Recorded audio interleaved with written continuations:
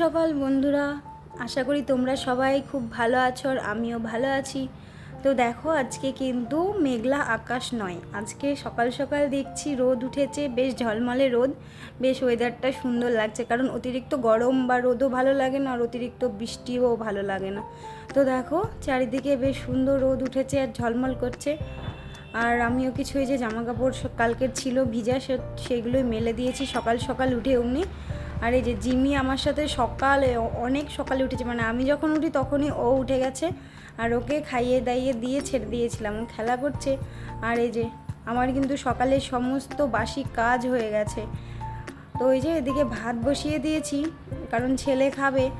আর এই যে এদিকে তরকারি বসিয়েছি। তো ও আমি ভাত বসানোর পরে বললো, মা আমি পরোটা খাবো আর তরকারি করো। তো এই যে দেখো রীতিমতো ওর কথার জন্য আরও এদিকে পরোটার ময়দাটাও মেখে নিলাম। আর ও দেখো নিজে নিজে পরোটা করেছে, করে ব্যাস ও বলছে ফার্স্টের পরোটাটা আমি করব। তো বললাম ঠিক আছে করে নে। তো ও করে টোরে চলে গেছে ঘরে, আর ওর পরোটাটা আমি এখন সেঁকে দিচ্ছি। তো এদিকে তরকারিটা হয়ে গেলে কিন্তু ও পরোটা খাবে বলেছে। তো আমার দেখো এদিকে ভাতটাও নেমে গেছে, কিন্তু অনেকক্ষণ আগে ভাত নেমে গেছে, তারপরে আমি পরোটাটা করতে লেগেছি।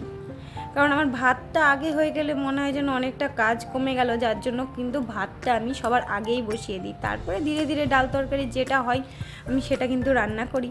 তো এই যে পরোটাগুলো আমি এক এক করে সমস্ত পরোটা করে নিয়েছি, আর এই যে তরকারিটাও হয়ে গেছে।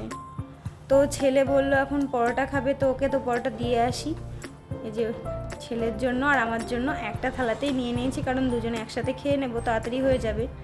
তো পরোটার ওটা খেয়ে কিছু জামা কাপড় ছিল সেগুলোই কেচে এদিকে মেলতে চলে এসেছি।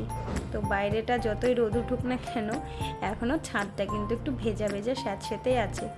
তো রোদটাও কিন্তু দেখো খুব একটা নেই, একেবারে হালকা রোদ। এখন তো রোদটা খুঁজেই পাওয়া যাচ্ছে না, মানে মনে হচ্ছে আবার যেন মেঘলা আকাশ হয়ে গেল।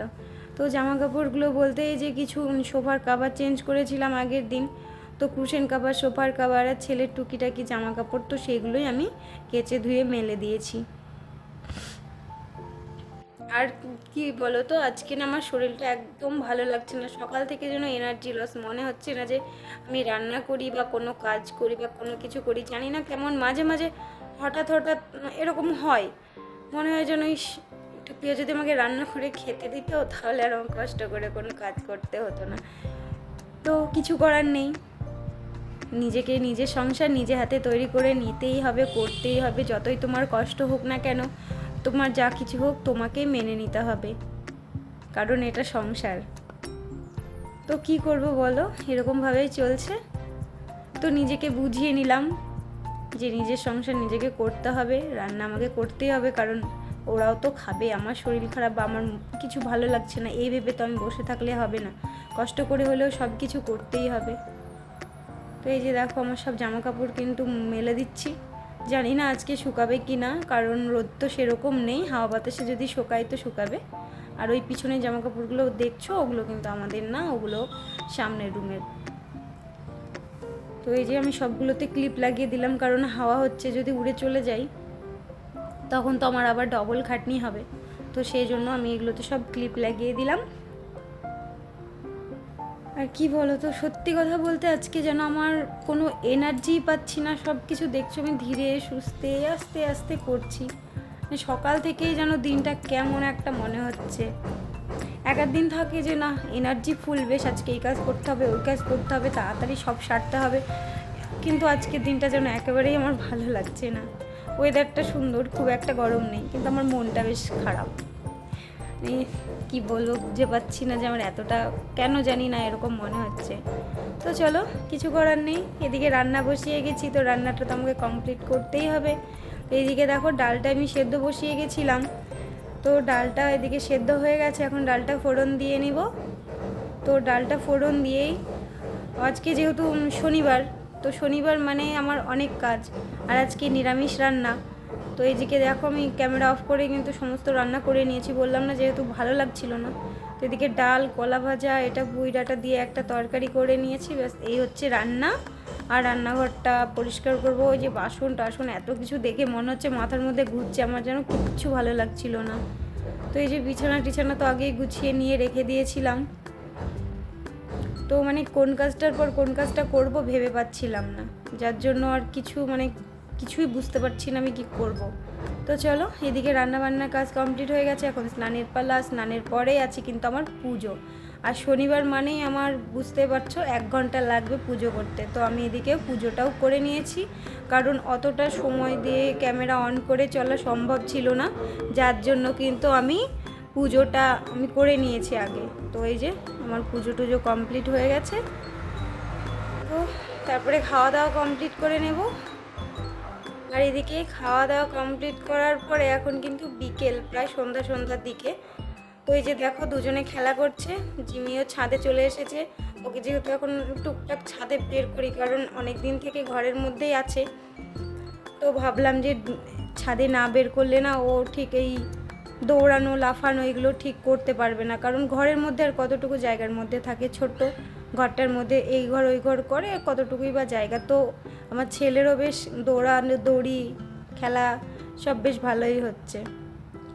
তো তারপরে সন্ধ্যা দিয়ে চাটা খেয়ে নিয়েছিলাম, আর তারপরে না আর ভিডিও করিনি। এইদিকে দেখো রাত্রি লেগে গেছে, এখন রাত্রি প্রায় অনেক 9টা হবে। তো আমি আর আমার ছেলে জানালায় বসেছিলাম, তো বসে বসে রাস্তা দেখছিলাম কি করবো। ওপরে ফ্যান চলছে, আর এই যে ছেলে আমার পাশে বসে আছে। তোমার চেহারা দেখে বুঝতে পারছো আজকে না শরীর না মন কোনোটাই ভালো নেই।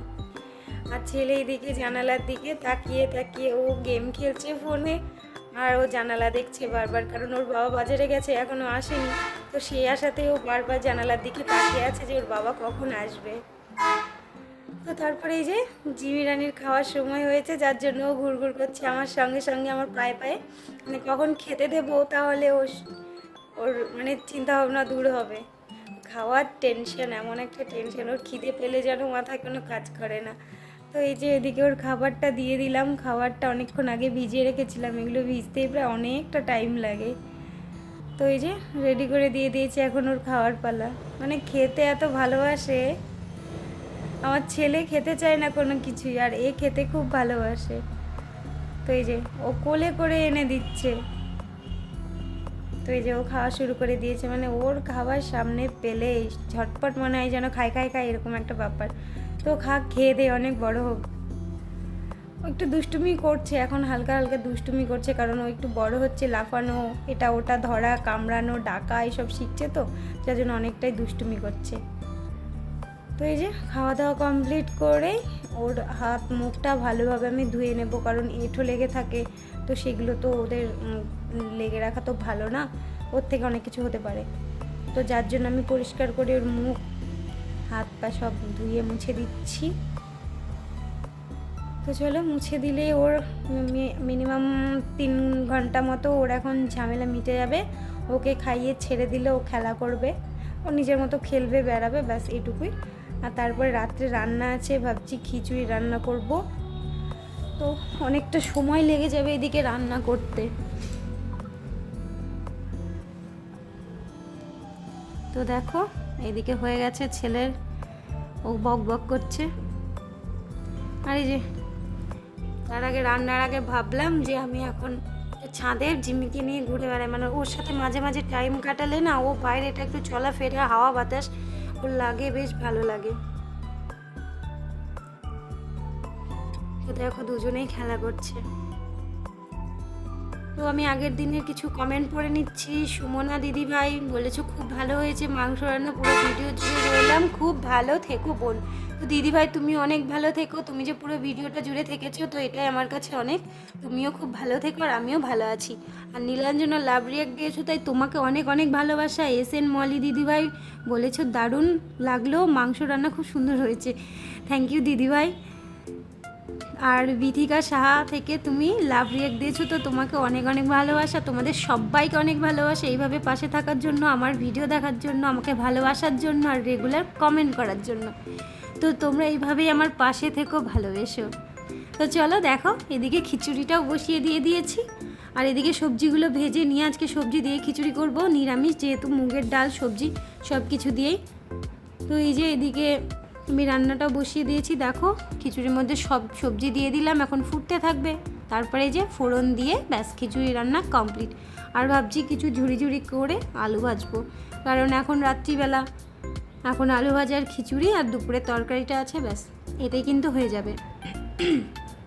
তো দেখো এদিকে আলুগুলোকে একেবারে চিকন জিরি করে কেটে নিয়েছি, দিয়ে তেলে ভেজে নিচ্ছে, একেবারে মচমচে পাঁপড়ের মতো হয়ে যাবে, ভালো লাগে খেতে। তো এই যে আলুটা ভাজা হয়ে গেলেই কিন্তু আমার রান্না কমপ্লিট হয়ে যাবে, তারপরে খাওয়া দাওয়ার পালা। তো তার মধ্যে এই যে ওর বাবা গেছিলো, আমাদের এখানে একটু গান হচ্ছে, মানে আমাদের এখান থেকে একটু দূরে তো গান হচ্ছে, তো ওখান থেকে বাদাম আর পাঁপড় নিয়ে এসেছিলো, ছেলের জন্য একটা বাসি নিয়ে এসেছিলো। তো আলু ভাজা কমপ্লিট, তো চলো খাওয়া দাওয়া কমপ্লিট করে নিই। আর খাওয়া দাওয়া কমপ্লিট করে শোয়ার জন্য বিছানাটাও রেডি করে নিয়েছি, অনেক রাত হয়ে গেছে। তো চলো আজকের মতো ব্লগটা এখানেই শেষ করছি। যদি কিছু ভালো লাগে তো অবশ্যই লাইক, কমেন্ট, সাবস্ক্রাইব। তো টাটা, গুড নাইট।